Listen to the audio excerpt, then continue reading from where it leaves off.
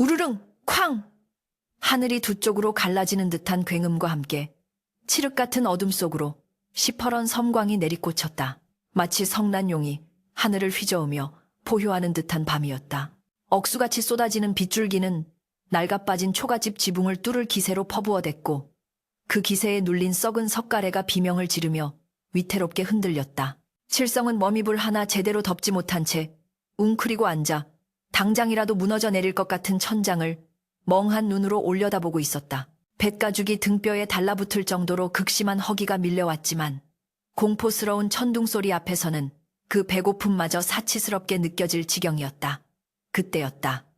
찌, 쬐, 빗소리와 천둥소리 사이를 뚫고 무언가 찢어지는 듯한 비명과 둔탁한 파열음이 칠성의 귓가에 날카롭게 박혔다.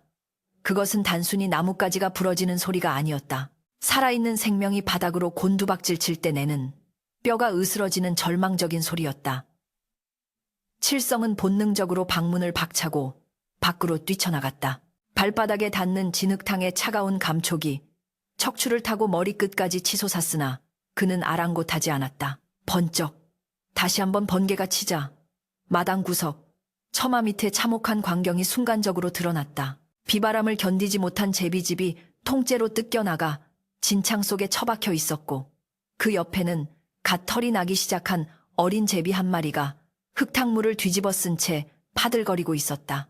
다른 형제들은 이미 차갑게 식어버렸는지 미동조차 없었으나 오직 이 녀석만이 부러진 다리를 질질 끌며 살려달라고 애원하듯 가추픈 부리를 벌리고 있었다.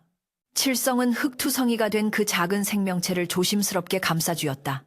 자신의 손바닥보다도 작고 입김만 불어도 날아갈 것 같은 미물이었다. 에구, 이 녀석아. 이리 모진 날에 어찌 견디지 못하고 떨어졌느냐. 칠성의 입에서 탄식 섞인 혼잣말이 새어나왔다. 제비의 몸은 얼음장처럼 차가웠고 가느다란 다리는 기이한 각도로 꺾여 덜렁거리고 있었다. 방 안으로 들어온 칠성은 젖은 옷을 갈아입을 생각도 하지 못한 채 떨고 있는 제비를 아랫목의 가장 따뜻한 곳에 내려놓았다. 비록 불기가 거의 남아있지 않은 냉골이었지만 박보다는 나을 터였다. 칠성은 덜덜 떨리는 손으로 호롱불 심지를 돋우고 구석에 처박혀 있던 헌 옷까지 찢어 헝겊 조각을 만들었다. 제비는 고통스러운지 계속해서 쬐쬐거리며 칠성을 쳐다보았다. 그 눈망울이 마치 자비를 구하는 어린아이의 눈동자 같아 칠성의 가슴 한구석을 아리게 팠다. 가만히 있거라. 내 의원은 아니지만 너를 이대로 죽게 둘 수는 없지 않느냐. 칠성은 밖에서 구해온 얇은 나뭇가지를 덧대고 헝겊으로 제비의 부러진 다리를 조심스럽게 동여매기 시작했다. 손끝이 투박한 농사꾼의 손이었지만 그 순간만큼은 명의의 손길보다 더 섬세하고 조심스러웠다. 제비도 칠성의 마음을 알았는지 처음에는 버둥거리다가 이내 칠성의 손길에 몸을 맡기고 가쁜 숨을 몰아쉬었다. 사실 칠성의 형편은 이 다친 제비보다 나을 것이 하나도 없었다. 아니, 오히려 더 비참했다. 때는 춘궁기, 보릿고개가 사람들의 목줄을 죄어오는 잔인한 계절이었다. 지난 가을 추수한 곡식은 악명 높은 지주 최 부자에게 소장료와 이자로 모조리 뺏겨버렸고 광에는 쥐새끼 한 마리 지나갈 양식조차 남아있지 않았다. 칠성은 사흘을 꼬박 맹물로 배를 채우며 버티고 있는 중이었다. 마을 사람들은 풀뿌리를 캐고 나무 껍질을 벗겨 허기를 달랬지만 칠성은 며칠 전부터 몸져 누운 늙은 홀어머니를 봉양하느라 산에 오를 기력조차 남아있지 않았다. 그런 그에게 다친 제비는 짐일 뿐이었다. 당장 내일 아침에 먹을 쌀 한 줌 없는 주제에 짐승을 거둔다는 것은 미친 짓이나 다름없었다. 하지만 칠성은 꺾인 다리를 동여맨 제비를 보며 묘한 동질감을 느꼈다. 폭풍우 속에 내던져진 제비의 운명이 거대한 세상의 횡포 앞에 무력하게 짓밟힌 자신의 신세와 너무나도 닮아 있었기 때문이었다.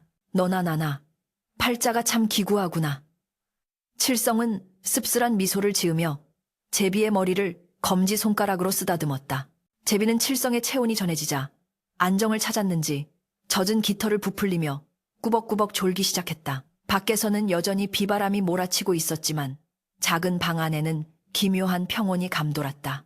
칠성은 부엌으로 나가 깨진 독뚜껑에 빗물을 받아왔다.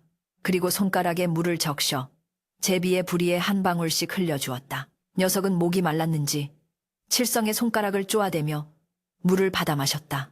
그 작은 생명이 살겠다고 발버둥치는 모습을 보자 칠성의 텅 빈 뱃속에서 꼬르륵 소리가 천둥처럼 울려 퍼졌다. 그는 마른 침을 삼키며 배를 움켜쥐었다. 내가 지금 짐승 걱정할 때인가 하는 자조 섞인 생각이 스쳤지만 그는 고개를 저어 떨쳐버렸다. 비록 가진 것은 없어도 마음만은 잃지 않으리라 다짐했던 돌아가신 아버지의 유언이 귓가에 맴돌았기 때문이다. 날이 밝아오자 거짓말처럼 비바람이 잦아들었다. 창호지 문틈으로 희미한 새벽빛이 스며들어 방 안을 비추었다. 칠성은 뜬 눈으로 밤을 지새운 탓에 탐한 눈으로 제비를 살폈다. 다행히 녀석은 밤새 죽지 않고 살아있었다. 부목을 댄 다리가 불편한지 쩔뚝거리기는 했지만 어제보다는 한결 기운을 차린 모습이었다. 칠성은 안도의 한숨을 내쉬었다. 그때 밖에서 거친 발자국 소리와 함께 대문을 걷어차는 소리가 들려왔다. 이놈 칠성아! 해가 중천에 떴는데 아직도 자빠져 자는 게냐? 귀청을 찢는 듯한 고함 소리에 칠성은 화들짝 놀라 방문을 열었다. 마당에는 배가 남산만하게 나온 최 부자가 뒷짐을 진 채 거만하게 서 있었고 그 뒤로는 험상궂게 생긴 하인들이 몽둥이를 들고 도열해 있었다. 최 부자의 번들거리는 비단 옷은 칠성의 누더기 옷과 극명한 대조를 이루며 칠성의 비루한 현실을 다시금 뼈저리게 일깨워 주었다. 아이고, 최 부자 어른, 아침부터 어인 행차시옵니까? 칠성은 황급히 마당으로 내려가 땅바닥에 납작 엎드렸다. 진흙이 무릎을 적셨지만 감히 고개를 들 수 없었다. 최 부자는 코웃음을 치며 지팡이로 칠성의 어깨를 툭툭 쳤다. 어인 행차라니? 내 빌려준 쌀 갚을 날짜가 지난 지가 언젠데 콧구멍도 안 비치고 숨어 있는 게냐? 내 놈이 정령 멍석마리를 당해봐야 정신을 차리겠느냐? 최 부자의 호통에 칠성은 덜덜 떨며 애원했다. 부자 어른, 제발 한 번만 봐주십시오. 이번 보릿고개만 넘기면 어떻게든 일해서 갚겠습니다. 지금은 당장 입에 풀칠하기도 벅찹니다요. 칠성의 목소리는 비굴할 정도로 떨렸지만 최 부자의 표정은 더욱 싸늘해질 뿐이었다. 핑계는 저 방구석에 숨겨둔 쌀독이라도 털어볼까? 최 부자가 하인들에게 눈짓을 하자 덩치 큰 하인 2명이 신발도 벗지 않은 채 칠성의 방문을 박차고 들어갔다. 안 됩니다! 거기는! 칠성이 비명을 지르며 달려들려 했지만 다른 하인이 그를 걷어차 진흙탕에 처박았다. 방 안에서는 우당탕거리는 소리와 함께 칠성의 낡은 세간살이들이 마당으로 내동댕이 쳐졌다.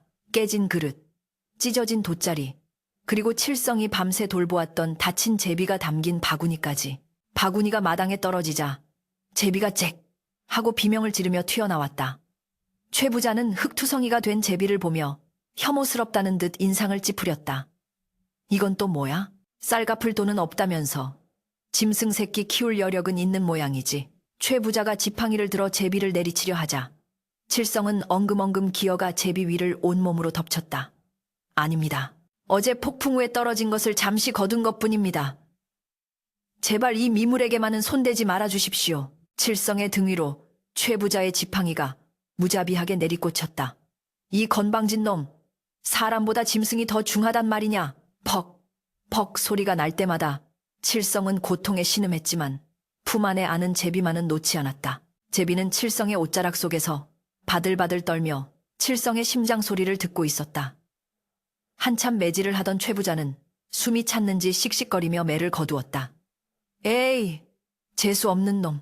내 오늘은 이만 가지만 사흘 안에 이자를 포함해 쌀 2가마니를 가져오지 않으면 내 놈 집을 허물어 버릴 테다. 알겠느냐? 최 부자는 침을 햄뱉고는 하인들을 이끌고 대문을 나섰다. 폭풍 같은 소동이 지나간 마당에는 칠성만이 흙투성이가 된 채 널브러져 있었다. 온몸이 욱신거리고 입안에서 비릿한 피맛이 느껴졌다. 칠성은 천천히 몸을 일으켜 품속을 확인했다. 다행히 제비는 무사했다. 칠성의 품 안에서 놀란 눈을 동그랗게 뜨고 그를 올려다보고 있었다. 칠성은 피 섞인 침을 뱉어내며 제비를 향해 쓰게 웃었다. 보았느냐? 이것이 내 꼴이다. 너나 나나 참으로 살기 힘든 세상이구나. 하지만 칠성의 눈빛에는 묘한 오기가 서려 있었다. 비록 가진 것 하나 없는 천한 신세지만 힘없는 생명을 지켜냈다는 작은 자부심이 그의 가슴 깊은 곳에서 희미하게 타오르고 있었다. 칠성은 흙 묻은 옷을 털어내며 다시금 제비를 소중히 안아들었다. 지독한 가난과 억압 속에서도 인간으로서의 존엄을 잃지 않으려는 칠성의 처절한 몸부림은 이제 막 시작된 기나긴 이야기의 서막에 불과했다. 그리고 그날 밤 칠성은 끙끙 앓으면서도 자신의 밥그릇 대신 제비에게 줄 벌레를 잡기 위해 아픈 몸을 이끌고 뒷마당을 서성였다. 그 작은 헌신이 훗날 어떠한 기적을 불러올지는 천지신명조차 짐작하지 못할 일이었다. 혹독했던 그해, 겨울은 칠성에게 있어 죽음보다 더한 고통이었다. 뼈마디를 파고드는 북풍 한설은 뚫린 문풍지 사이로 제 집 드나들듯 들어와 칠성의 앙상한 몸을 사시나무 떨듯 떨게 만들었다. 땔감이 떨어진 지 오래인 아궁이는 차가운 재만 날릴 뿐이었고 칠성은 낡은 솜이불 하나에 의지해 긴긴 밤을 뜬 눈으로 지새워야 했다. 하지만 그 모진 추위보다 더 견디기 힘들었던 것은 뱃속을 갉아먹는 허기였다. 마을 사람들은 칠성이 굶어 죽었을 것이라 수군거렸지만 그는 질긴 목숨을 끈질기게 이어갔다. 그가 삶을 포기하지 않은 유일한 이유는 지난 가을 완쾌되어 남쪽 나라로 떠나보낸 그 제비 때문이었는지도 모른다. 다리를 절룩거리면서도 힘차게 날아오르던 그 작은 날갯짓이 칠성의 뇌리에 깊이 박혀 살아야 한다. 살아서 다시 봄을 맞이해야 한다는 보이지 않는 희망의 끈이 되어주었던 것이다. 마침내 얼어붙은 계곡물이 녹아 졸졸 흐르는 소리가 들리고 메마른 대지 위로 아지랑이가 피어오르는 봄이 찾아왔다. 처마 및 고드름이 녹아 떨어지는 소리는 마치 세상이 깨어나는 맥박 소리와도 같았다. 칠성은 겨우내 움츠렸던 몸을 펴고 마당으로 나섰다. 단 눈과 덥수룩한 수염, 뼈만 남은 몰골은 영락없는 거린의 형색이었으나 그의 눈빛만은 봄 햇살을 받아 희미하게 반짝이고 있었다. 그는 뒷산에 올라가 군불이라도 캐올 요량으로 군비를 챙겨 들었다. 그때였다. 저 멀리 푸른 하늘 끝에서부터 들려오는 청아한 울음소리가 칠성의 발걸음을 멈추게 했다. 지지배배, 지지배배. 흔하디흔한 제비 울음소리였지만 칠성의 귀에는 마치 그리운 벗이 부르는 노래처럼 들려왔다. 그는 홀린 듯 하늘을 올려다보았다. 검은 점 하나가 빠르게 다가오더니 순식간에 칠성의 머리 위를 빙빙 돌기 시작했다. 날렵한 몸매, 윤기 흐르는 검은 깃털, 그리고 하얀 배, 영락없는 제비였다. 그런데 녀석의 비행이 예사롭지 않았다. 다른 제비들처럼 먹이를 찾아 바쁘게 움직이는 것이 아니라 마치 칠성을 알아보고 인사를 건네듯 그의 눈높이까지 내려와 날개를 파닥거렸다. 칠성은 숨을 죽이고 녀석을 관찰했다. 녀석이 칠성의 어깨 위에 사뿐히 내려앉았을 때 칠성은 자신의 눈을 의심할 수밖에 없었다. 녀석의 오른쪽 다리, 그 가느다란 발목에 희미하게 남아있는 흉터. 그것은 지난 여름 자신이 정성스레 동염해 주었던 바로 그 자리였다. 너로구나. 정말 살아서 돌아왔구나. 칠성의 목소리가 감격에 겨워 떨렸다. 제비는 쬐 하고 짧게 대답하더니 칠성의 볼을 부리로 가볍게 비비며 재회를 기뻐했다. 말 못하는 짐승이라도 은혜를 잊지 않는다는 옛말이 틀린 것이 하나 없었다. 제비는 한참 동안 칠성의 주위를 맴돌며 재롱을 부리더니 갑자기 입에 물고 있던 무언가를 칠성의 손바닥 위에 툭 떨어뜨렸다. 이게 무엇이냐? 칠성은 손바닥에 놓인 물건을 들여다보았다. 그것은 작고 납작한 씨앗 하나였다.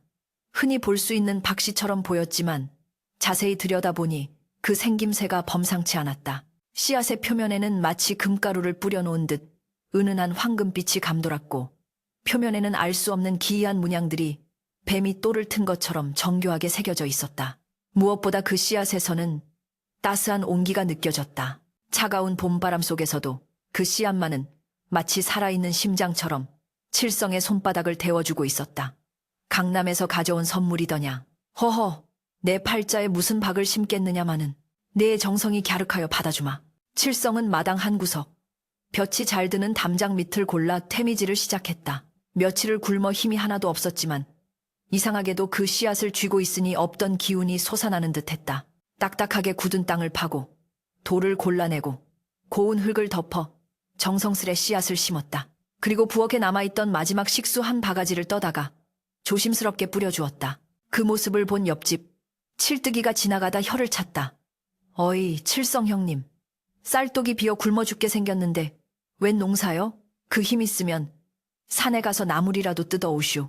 제비가 물어다 준 돌멩이 심는다고 쌀이 나오나 밥이 나오나 마을 사람들의 비웃음 섞인 핀잔이 쏟아졌지만 칠성은 묵묵히 흙을 토닥거릴 뿐이었다. 그에게 이 씨앗은 단순한 농작물이 아니었다.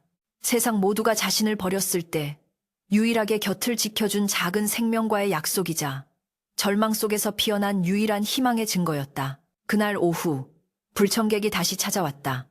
악덕지주, 최부자의 마름 중간, 관리자인 김서방이었다. 그는 거들먹거리며 대문을 들어서더니 칠성이 막 심어놓은 흙더미를 집신발로 툭툭 건드렸다. 어이, 칠성이. 최부자 어른께서 전가를 보내셨네. 이번 가을 추수 때까지 밀린 소장료와 이자를 갚지 못하면 자네를 관아에 넘겨 노비로 삼겠다고 하시네. 내 말 무슨 뜻인지 알지? 김서방의 말은 청천벽력과도 같았다. 노비라니 자유민의 신분을 박탈당하고 짐승처럼 부려지는 삶을 살아야 한다니. 칠성의 눈앞이 캄캄해졌다. 김서방님, 제발 사정 좀 봐주십시오. 흉년에 굶어 죽지 않은 것만도 다행인데 노비라니요. 내 반드시 갚겠소. 목숨을 걸고라도 갚을 테니 부자 어른께 잘 좀 말씀드려 주시오. 칠성은 김서방의 바짓가랑이를 잡고 애원했다. 김서방은 코웃음을 치며 발을 뺐다. 목숨? 자네 목숨값이 쌀 한 뼘박이나 될 줄 아나? 쓸데없는 짓 하지 말고 몸이나 만들어놔. 노비로 팔려가려면 힘이라도 써야 할 테니. 김서방은 칠성이 공들여 다져놓은 씨앗 심은 자리를 짓밟으려 했다. 그 순간 칠성은 번개같이 몸을 날려 김서방의 발을 막아섰다. 안 됩니다. 여기는 안 됩니다. 칠성의 눈에서 전에 없던 살기가 뿜어져 나왔다. 평소 순하디 순한 칠성의 의외의 반항에 김서방은 흠칫 놀라 뒷걸음질 쳤다. 이놈이 미쳤나? 고작 흙더미 하나 때문에 눈을 불하려. 김서방은 기분이 나쁘다는 듯 침을 뱉고는 돌아섰다. 두고 보자. 가을이 오면 내 놈이 땅을 치고 후회하게 만들어줄 테니. 불청객이 떠난 후 칠성은 짓밟힐 뻔한 흙을 다시 조심스럽게 어루만졌다. 손끝이 파르르 떨렸다. 분노와 두려움 그리고 서러움이 뒤섞여 눈물이 핑 돌았다. 내가 기필코 살아서 보란듯이 일어설 것이다. 칠성은 씨앗이 심긴 땅을 향해 그리고 자신을 향해 맹세했다.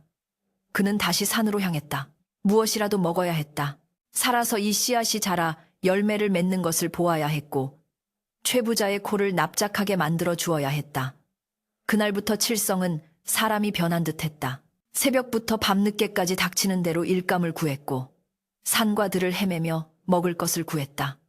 그러면서도 하루도 빠짐없이 박씨를 심은 곳에 물을 주고 정성을 쏟았다. 자신의 배는 그의 아도 그 작은 흙무덤이 마르는 꼴은 보지 못했다. 기적은 생각보다 빨리 찾아왔다. 보통 씨앗이라면 싹을 틔우는데 보름은 걸릴 터였으나 이 강남 박씨는 심은 지 단 하룻밤 만에 흙을 뚫고 고개를 내밀었다. 그것도 떡잎부터가 남달랐다.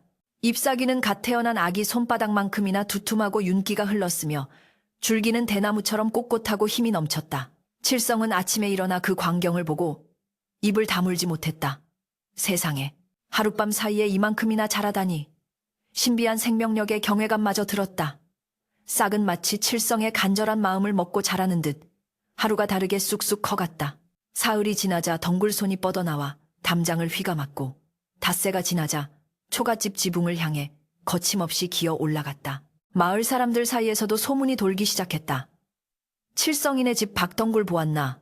그게 어디 보통 박인가? 밤이면 잎사귀에서 푸른 빛이 난다던데. 에이, 설마 굼더니 헛것을 본 게지. 사람들은 반신반의하면서도 칠성의 집 앞을 기웃거렸다. 하지만 칠성은 남들의 시선 따위는 신경 쓰지 않았다. 그는 덩굴이 뻗어나가는 모습을 보며 메말랐던 자신의 인생에도 언젠가 저렇게 푸른 잎이 무성해질 날이 올 것이라 믿어 의심치 않았다. 어느 날 밤, 칠성은 팻마루에 앉아 달빛을 머금은 박덩굴을 바라보고 있었다. 바람이 불지 않는데도 덩굴이 스르르 움직이는 듯한 착각이 들었다. 아니, 착각이 아니었다. 덩굴손 하나가 마치 칠성의 손을 잡으려는 듯 그에게로 조용히 뻗어오고 있었다. 칠성은 숨을 멈추고 그 신비로운 움직임을 지켜보았다. 그것은 단순한 식물의 성장이 아니었다. 제비가 가져다준, 그리고 하늘이 허락한 모종의 거대한 기운이 칠성의 집을 감싸 안고 있는 것이 분명했다. 그 시각 건너 마을 기와집에서는 최 부자가 기름진 고기를 뜯으며 김서방의 보고를 받고 있었다. 뭐라고? 칠성이 놈이 심은 박이 지붕을 덮었다고? 최 부자는 이빨 사이에 낀 고기를 빼내며 심드렁하게 물었다. 예, 그렇습니다요. 아주 기이한 일입니다. 며칠 만에 온 집안을 뒤덮을 기세로 자라는데 그 기세가 흉흉하기 짝이 없습니다. 김서방의 말에 최 부자의 미간이 찌푸려졌다. 흉흉하다? 재수 없는 놈이 키우는 것이니 오죽하겠느냐. 혹여나 그 덩굴이 우리 논밭으로 넘어오지 못하게 감시 잘하거라. 그놈의 기운이 닿으면 멀쩡한 곡식도 썩어버릴라. 최 부자는 낄낄거렸지만 왠지 모를 불안감이 그의 뒷덜미를 스치고 지나갔다. 그는 본능적으로 느끼고 있었다. 칠성의 집에서 자라나는 그 무언가가 자신의 견고한 성을 위협할지도 모른다는 알 수 없는 예감을. 박덩굴은 이제 초가집 지붕 전체를 완전히 뒤덮었다. 널찍한 잎사귀들은 뜨거운 햇볕을 막아주는 그늘이 되어주었고 비가 오면 빗소리를 청아하게 바꿔주는 악기가 되어주었다. 그리고 마침내 덩굴 사이사이로 하얀 밭꽃이 피어났다. 달덩이처럼 탐스럽고 눈부시게 하얀 꽃들이 밤마다 은은한 향기를 내뿜으며 칠성의 허름한 집을 별천지처럼 밝혀주었다. 칠성은 꽃들을 보며 중얼거렸다. 그래, 피어라. 마음껏 피어나라. 내 비록 가진 것 없는 천민이나 너희들만큼은 세상 그 누구의 꽃보다 아름답게 키워주마. 꽃이 진 자리에는 아기 머리통만한 열매들이 맺히기 시작했다. 그것이 훗날 세상을 뒤집어 놓을 기적의 씨앗임을 칠성은 가슴 뛰는 설렘으로 직감하고 있었다. 달빛이 유난히 창백하게 내리비치는 밤이었다. 칠성은 잠을 이루지 못하고 뒤척이다가 기이한 소리에 귀를 기울였다. 우지끈, 뚝, 스스스. 그것은 바람이 나뭇잎을 스치는 소리가 아니었다. 마치 거대한 짐승이 몸을 비틀며 뼈마디를 맞추는 듯한, 혹은 땅속 깊은 곳에서 용이 승천하기 위해 꿈틀대는 듯한 묵직하고도 생경한 소리였다. 소리의 근원은 다름 아닌 지붕 위였다. 칠성은 마른 침을 삼키며 방문을 열었다. 눈앞에 펼쳐진 광경은 그야말로 혼을 쏙 빼놓을 만큼 기괴하고도 경이로웠다.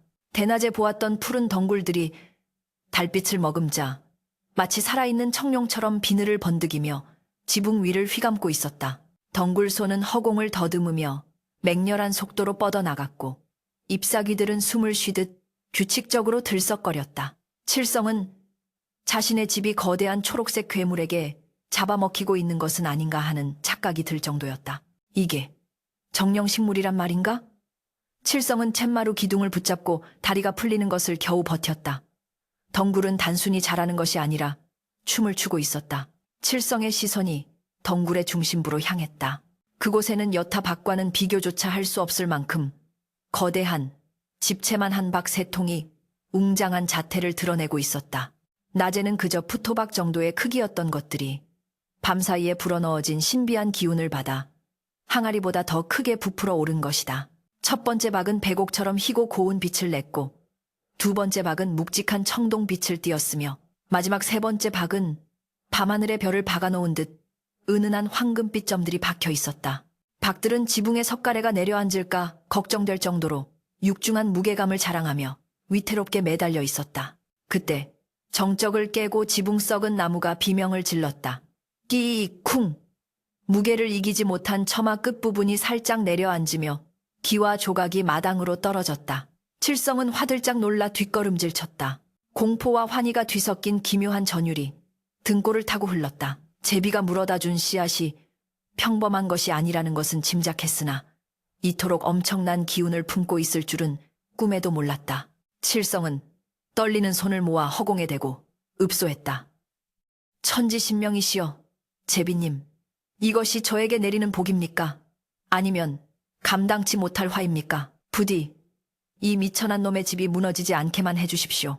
칠성은 밤새도록 마당을 서성이며 지붕 위에 거대한 박들이 떨어지지나 않을까 노심초사하며 뜬 눈으로 밤을 지새웠다. 날이 밝자 마을은 발칵 뒤집혔다. 칠성의 초가집 지붕에 열린 기이한 박들을 구경하기 위해 남녀노소 할 것 없이 몰려들었다. 세상에, 저게 박이라고? 저만 한 박이 세상 천지에 어디 있단 말인가. 귀신이 씌어도 단단히 씌었네. 저러다 집 무너지면 칠성이 놈 깔려 죽는 거 아니야? 사람들은 손가락질하며 수군거렸다. 개중에는 불길하다며 침을 뱉는 이도 있었고 신령님이 내린 조화라며 합장하고 절을 하는 노파도 있었다. 소라는 삽시간에 퍼져나가 건너 마을 최부자의 귀에도 들어갔다. 최부자는 아침밥 숟가락을 놓기도 전에 하인들을 대동하고 칠성의 집으로 들이닥쳤다. 비켜라! 썩 비키지 못할까? 최부자의 고함 소리에 구경꾼들이 홍해 갈라지듯 길을 텄다. 최부자는 지붕 위에 덩그러니 놓인 거대한 박새통을 올려다보더니 턱이 빠질 듯 입을 벌렸다. 탐욕스러운 그의 눈동자가 번들거렸다. 그러나 이내 그는 표정을 싹 바꾸고 짐짓 엄한 표정으로 지팡이를 땅에 내리찍었다. 내 이놈 칠성아, 내 놈이 요사스러운 술법을 부려 마을의 지기를 흐려놓는구나. 칠성은 황급히 달려나와 머리를 조아렸다. 부자, 어른, 억울합니다. 술법이라니요. 그저 제비가 주고 간 씨앗을 심었을 뿐인데 저절로 저렇게. 닥쳐라. 최 부자가 칠성의 말을 뚝 끊었다. 저 흉물스러운 것을 보아라. 보통 박이 저리 클 수가 있느냐? 저것들이 내 논밭으로 흘러가야 할 땅의 기운을 모조리 빨아먹고 있는 것이 분명하다. 올해 흉년이 들면 그건 다 내 놈 탓이다. 최 부자의 억지 논리에 마을 사람들은 웅성거렸지만 누구 하나 감히 나서서 반박하지 못했다. 최 부자는 기세등등하여 하인들에게 명령했다. 여봐라. 당장 사다리를 가져와. 저 요물단지들을 쳐내라. 그리고 덩굴을 모조리 걷어내 불태워버려라. 하인들이 낫과 도끼를 들고 칠성의 집으로 다가갔다. 그 순간 칠성은 어디서 그런 용기가 났는지 하인들 앞을 가로막고 섰다. 평소라면 최 부자의 눈도 마주치지 못하고 벌벌 떨었을 그였다. 하지만 지붕 위의 저 박들은 단순한 열매가 아니었다. 굶주림과 서름 속에서도 희망을 잃지 않고 키워낸 자신의 분신이자 유일한 생명줄이었다. 안 됩니다. 절대로 안 됩니다. 칠성의 눈에서 시퍼런 불꽃이 튀었다. 내 목을 치기 전에는 이 박에 손대지 못합니다. 이것은 하늘이 주신 것입니다. 함부로 훼손하면 천벌을 받을 것입니다. 칠성의 서슬퍼런 기세에 하인들이 주춤했다. 잃을 것이 없는 사람의 눈빛은 맹수보다 무서운 법이었다. 최 부자는 칠성의 반항에 기가 찼지만 한편으로는 찜찜한 기분이 들었다. 저 거대한 박이 정말로 신령스러운 물건이라면 함부로 건드렸다가 화를 입을지도 모른다는 미신적인 두려움이 스쳤기 때문이다. 게다가 마을 사람들의 보는 눈도 있었다. 최 부자는 눈알을 굴리며 샘을했다. 저놈 말대로 하늘이 준 것이라면 그 안에는 분명 귀한 것이 들어있을 터. 그렇다면 굳이 지금 없앨 필요가 없지. 최 부자는 교활한 미소를 지으며 한 발 물러섰다. 허허, 천벌이라? 그래 좋다. 내 놈의 정성이 갸륵하여 내 특별히 추석 때까지는 봐주마. 칠성이 안도의 한숨을 내쉬려는 찰나 최 부자가 덧붙였다. 단, 조건이 있다. 저 박이 다 이것하게 될 때 그 속에서 나온 것의 절반은 소장료 대신 내가 가져가겠다. 만약 박 속이 텅 비어 있거나 쓸모없는 것만 나온다면 그땐 내 놈 집을 허물고 너를 우리 집 머슴으로 영원히 부려먹을 것이다. 알겠느냐? 그것은 명백한 강탈이었고 노예 계약이나 다름없었다. 하지만 칠성에게는 선택의 여지가 없었다. 당장 박을 지키기 위해서는 악마의 제안이라도 받아들여야 했다. 알겠습니다. 그리하겠습니다. 칠성은 입술을 깨물며 고개를 숙였다. 최 부자는 만족스러운 듯 껄껄 웃으며 돌아갔다. 추석을 기대하마. 내 놈의 운명도 그날 결정될 것이야. 그날부터 칠성의 삶은 기다림과 불안의 연속이었다. 여름이 지나고 가을이 깊어질수록 박은 더욱 거대해지고 단단해졌다. 햇볕을 받을 때마다 박 표면에서는 오색 찬란한 광채가 뿜어져 나왔다. 하지만 칠성의 살림살이는 더욱 팍팍해졌다. 쌀독은 바닥을 드러낸 지 오래였고 칠성은 덜 익은 감이나 푹콩으로 끼니를 때우며 하루하루를 버텼다. 배가 고파 정신이 혼미해질 때마다 그는 지붕을 올려다보았다. 제비야, 네가 준 이 선물이 부디 우리를 살릴 동아줄이기를 빈다. 칠성은 앙상한 손으로 기도를 올렸다. 지붕 위의 박들은 마치 칠성의 고통을 아는지 모르는지 무심하게 덩치만 불려갔다. 밤이면 덩굴이 스치는 소리가 칠성의 귓가에 속삭이는 듯 했다. 조금만 더 기다려라. 드디어 서늘한 바람이 불고 들판이 황금빛으로 물드는 추석이 다가왔다. 밭껍질은 돌처럼 단단하게 굳었고 꼭지는 시커멓게 말라 비틀어져 이제 수확할 때가 되었음을 알리고 있었다. 칠성은 부엌 구석에 고이 모셔두었던 톱을 꺼내 들었다. 녹슬고 이가 빠진 낡은 톱이었지만 칠성은 숫돌에 톱을 갈고 또 갈았다. 쓱싹 쓱싹 톱 갈리는 소리가 적막한 초가집의 공기를 갈랐다. 내일이면 약속한 날이었다. 최 부자가 들이닥칠 것이고 박을 타야 했다. 그 속에 무엇이 들었을지는 아무도 몰랐다. 맹독을 품은 뱀이 나올 수도, 썩은 물이 쏟아질 수도 있었다. 하지만 칠성은 왠지 모를 확신이 들었다.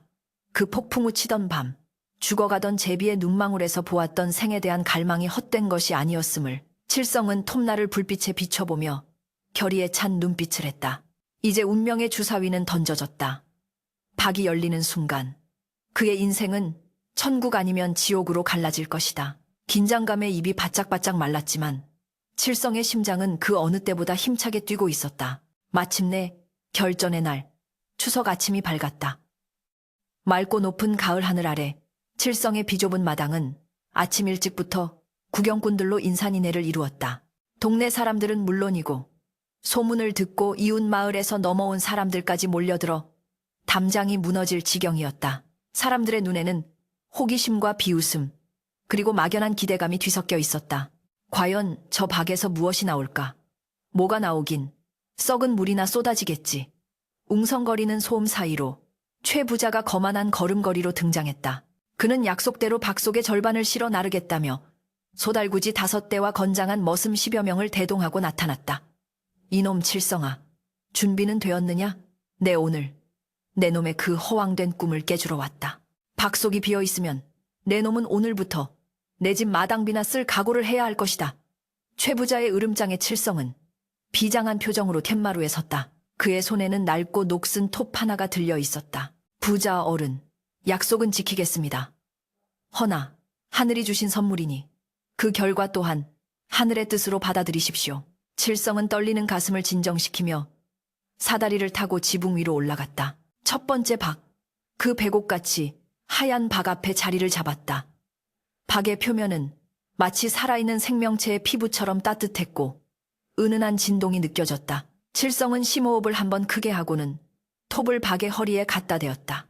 슬근슬근 톱질하세. 제비가 물어준 박씨 하나. 칠성이 구슬땀을 흘리며 톱질을 시작하자 구경꾼들은 숨을 죽이고 그 소리에 귀를 기울였다. 거친 톱날이 단단한 박껍질을 긁는 소리가 정막을 갈랐다. 서걱, 서걱, 서걱. 톱질 소리가 빨라질수록 칠성의 심장 박동도 빨라졌다. 1시경쯤 지났을까. 쩍! 하는 둔탁한 파열음과 함께 박이 반으로 갈라졌다. 그 순간 지붕 위에서 눈부신 하얀 안개가 피어올랐다. 저게 뭐냐? 사람들이 놀라 소리치는 찰나 갈라진 박 사이로 하얀 폭포수가 쏟아져 내리기 시작했다. 쏴! 그것은 물이 아니었다. 윤기가 자르르 흐르는 갓 도정한 뺍쌀이었다. 하얀 쌀알들이 햇빛을 받아 보석처럼 반짝이며 마당으로 쏟아져 내렸다. 쌀이다. 쌀이야. 사람들이 비명을 질렀다. 쌀은 멈추지 않고 계속해서 쏟아져 나와 순식간에 마당을 가득 채우고 칠성의 무릎까지 차올랐다. 퀴퀴한 곰팡이 냄새가 나던 초가집은 삽시간에 구수한 밥 냄새로 진동했다. 최 부자는 입을 딱 벌린 채 말을 잇지 못했다. 이게 무슨, 이 좁은 박 안에 쌀이 대체 몇백 석이 들어있단 말이냐. 칠성은 쌀더미 위에 주저앉아 엉엉 울음을 터뜨렸다. 평생을 배고픔에 시달려온 그에게 이 하얀 쌀의 산은 꿈에서도 보지 못한 천국이었다. 하지만 감동에 젖을 새도 없었다. 최 부자가 정신을 차리고 고함을 질렀기 때문이다. 여봐라. 멍하니 뭣들 하느냐. 약속대로 절반은 내 것이다. 당장 저 쌀들을 자루에 담아라. 최 부자의 탐욕스러운 눈이 쌀알처럼 번들거렸다. 하인들이 달려들었지만 쌀은 퍼내도 줄어들지 않고 계속해서 샘솟듯 쏟아져 나왔다. 결국 마당이 넘쳐 담장 밖으로 쌀이 흘러넘쳐 구경하던 마을 사람들도 옷자락을 펼쳐 쌀을 주워 담기에 바빴다. 기적의 시작이었다. 흥분이 가라앉기도 전에 칠성은 두 번째 박, 청동빛이 감도는 박으로 다가갔다. 이번에는 톱을 대기도 전에 박이 스스로 웅웅거리며 울기 시작했다. 칠성이 조심스레 톱을 켜자 이번에는 톱날이 두부 자르듯 부드럽게 들어갔다. 슬근슬근 톱질하세. 박이 갈라지는 순간 형형색색의 오색 구름이 피어오르더니 향긋한 꽃내음이 진동했다. 그리고 박 속에서 끊임없이 쏟아져 나온 것은 온갖 종류의 비단과 명주였다. 붉은색, 푸른색, 황금색 비단들이 마치 천상의 선녀가 춤을 추듯 하늘하늘거리며 내려와 칠성의 누추한 집을 휘감았다. 거칠고 투박한 무명옷만 입고 살던 칠성의 몸 위로 부드러운 비단이 감기자 그는 마치 왕이 된 듯한 기분을 느꼈다. 뿐만 아니라 박 속에서는 옷감만 나온 것이 아니었다. 어디선가 작은 목수들과 미장이들이 우르르 쏟아져 나왔다. 그들은 사람의 형상을 하고 있었으나 크기는 어린아이만 했고 움직임은 바람처럼 빨랐다.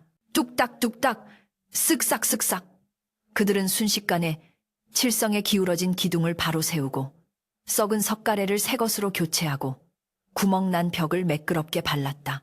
눈 깜짝할 사이에 다 쓰러져 가던 초가집이 번듯한 기와집으로 변모해가고 있었다. 최 부자는 이 기이한 광경에 뒷걸음질치다 엉덩방아를 둘었다. 요물이다. 귀신곡할 노릇이로다. 하지만 그의 손은 본능적으로 바닥에 떨어진 최고급 비단을 움켜쥐고 놓지 않았다. 공포보다 더 강한 것이 탐욕이라 했던가. 최 부자는 떨면서도 하인들에게 소리쳤다. 저 비단들도 챙겨라. 하나도 남김없이 챙겨. 마지막 세 번째 박. 밤하늘의 별을 품은 듯한 황금빛 점이 박힌 가장 거대한 박이 남았다. 칠성은 이제 두려움이 아닌 경외심으로 톱을 잡았다. 이 박에서는 무엇이 나올지 짐작조차 할 수 없었다. 톱이 닿자마자 챙 하는 맑은 금속성 소리가 울려 퍼졌다. 칠성은 온 힘을 다해 톱을 당겼다. 땀방울이 빗물처럼 흘러내려 눈을 가렸지만 그는 멈추지 않았다. 마침내 박이 콱가강 하는 천둥 같은 소리와 함께 둘로 갈라졌다. 그 순간 태양보다 더 강렬한 빛이 뿜어져 나와 사람들은 눈을 감아야만 했다. 빛이 사그라들고 사람들이 조심스레 눈을 떴을 때 그들의 눈앞에는 믿을 수 없는 광경이 펼쳐져 있었다. 박 속에서 쏟아져 나온 것은 금은 모화였다. 주먹만한 금덩어리, 영롱한 빛을 내는 옥구슬, 붉은 산호, 투명한 수정, 세상의 온갖 보물들이 폭우처럼 쏟아져 내려 마당을 가득 메우고도 모자라 집 밖으로 흘러넘쳤다. 그 양은 최 부자의 전 재산을 합친 것보다도 훨씬 많았다.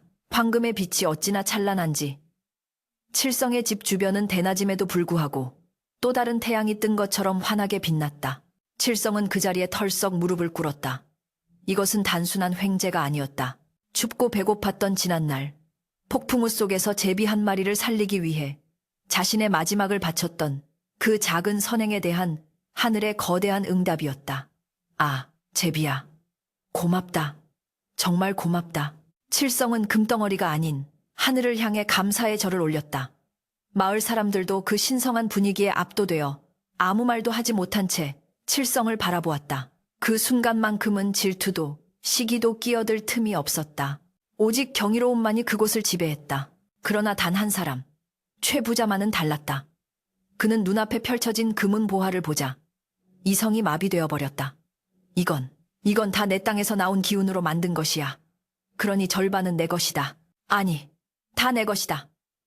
최 부자는 미친 듯이 금덩어리 위로 몸을 날렸다.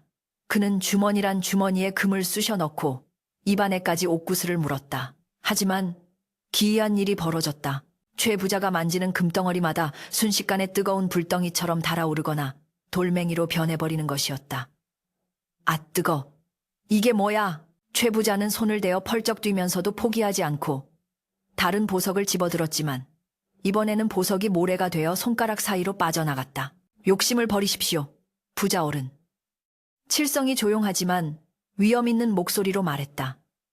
이제 그는 더 이상 굽신거리던 소장농 칠성이 아니었다. 부유함이 가져다준 여유가 아니라 하늘의 선택을 받은 자로서의 기품이 흘러나왔다. 이 재물은 제비가 은혜를 갚기 위해 가져온 것입니다. 억지로 탐하려 한다면 화를 입으실 것입니다. 최 부자는 칠성의 말에 분해서 얼굴이 불그락 푸르락해졌다.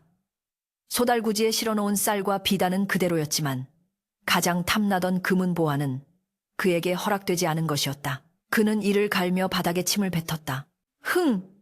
두고 보자. 내 놈이 운이 좋아 벼락부자가 되었다만 세상 이치가 그리 호락호락하지 않다. 최 부자는 황급히 챙긴 쌀과 비단을 싣고 도망치듯 칠성의 집을 빠져나갔다. 하지만 그의 머릿속에는 이미 무서운 계획이 자라나고 있었다. 제비. 그래. 제비라고 했지. 다리 부러진 제비를 고쳐주면 이런 보물을 얻는다 이거지. 최 부자의 눈이 뱀처럼 차갑게 번들거렸다. 그는 자신의 집 처마 밑을 올려다보았다. 때마침 가을 제비를 서두르는 제비떼가 날아다니고 있었다.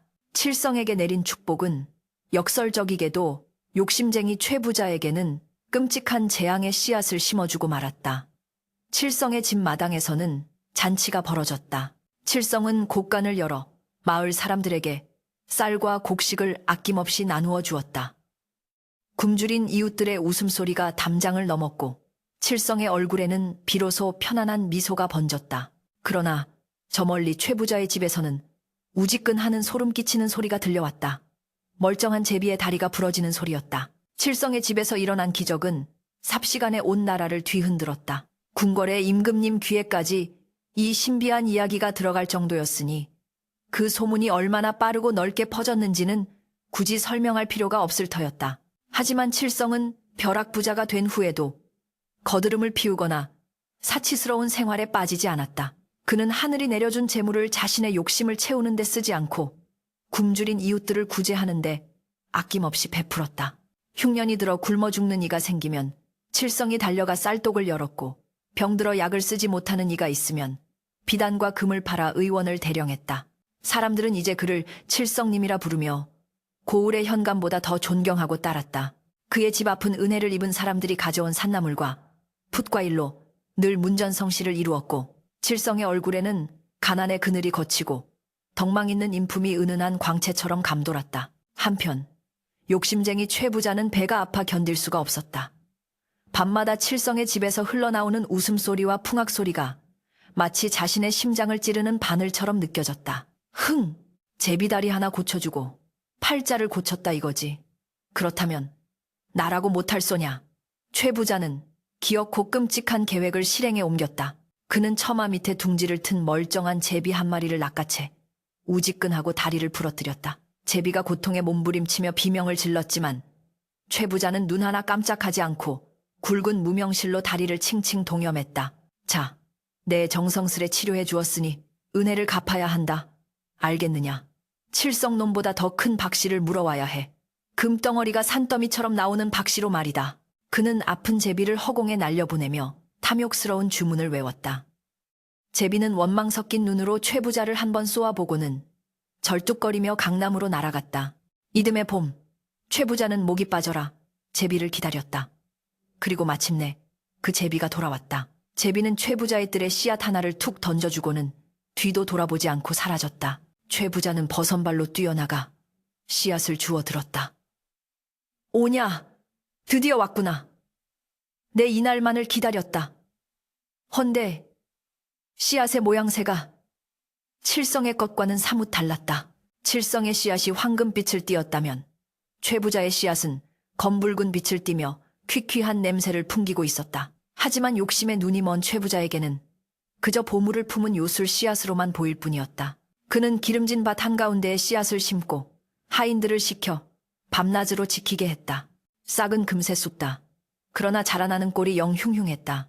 잎사귀는 가시가 돋친 듯 뾰족했고 줄기는 시커먼 뱀처럼 꿈틀대며 담장을 넘어 옆집의 채소밭까지 망쳐놓았다. 꽃이 피었으나 향기 대신 썩은 내를 풍겨 벌과 나비가 아닌 똥파리들이 들끓었다. 그럼에도 최 부자는 싱글벙글 웃으며 말했다. 원래 귀한 약초는 냄새가 독한 법이야. 저 안에 엄청난 보물이 들어있으니 저리 기세가 등등한 게지. 마침내 가을이 되고 최 부자의 지붕 위에는 시커먼 박 세 통이 주렁주렁 열렸다. 크기는 칠성의 박 못지않게 거대했으나 볼 때마다 왠지 모를 오싹함이 느껴지는 흉물들이었다. 박을 타는 날 최 부자는 고을 사람들을 모조리 불러 모았다. 칠성도 초청받아 구석에 자리를 잡았다. 최 부자는 칠성을 곁눈질하며 비아냥거렸다. 어이 칠성이, 잘 보게나. 자네 박에서는 쌀과 비단이 나왔다지? 내 박에서는 아마 산삼과 불로초, 그리고 대궐 같은 기와집 열채는 살 수 있는 황금이 쏟아질 걸세. 최 부자는 의기양양하게 황금톱을 들고 첫 번째 박을 켜기 시작했다. 슬근슬근 톱질하세. 금 나와라 뚝딱, 은 나와라 뚝딱, 퍼석. 소리와 함께 첫 번째 박이 갈라졌다. 최 부자는 두 팔을 벌려 쏟아질 보물을 맞이할 준비를 했다. 그러나 박 속에서 쏟아져 나온 것은 똥물과 오물이었다. 푸아하.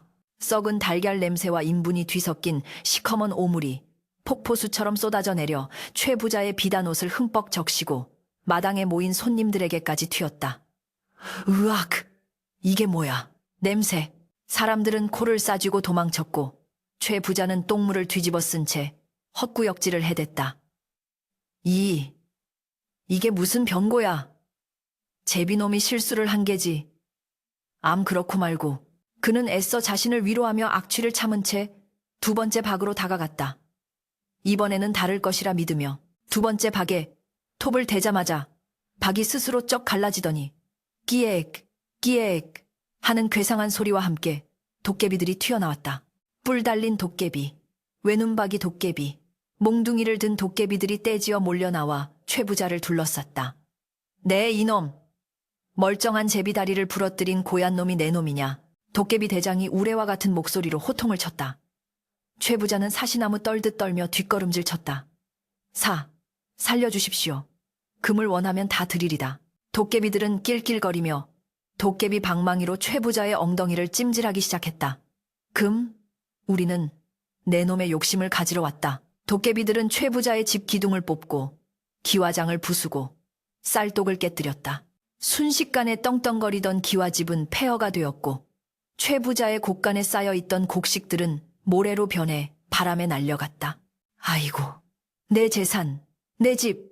최 부자가 땅을 치며 통곡했지만 재앙은 여기서 끝이 아니었다. 마지막 세 번째 박이 저절로 터지며 거대한 불기둥이 솟아올랐다.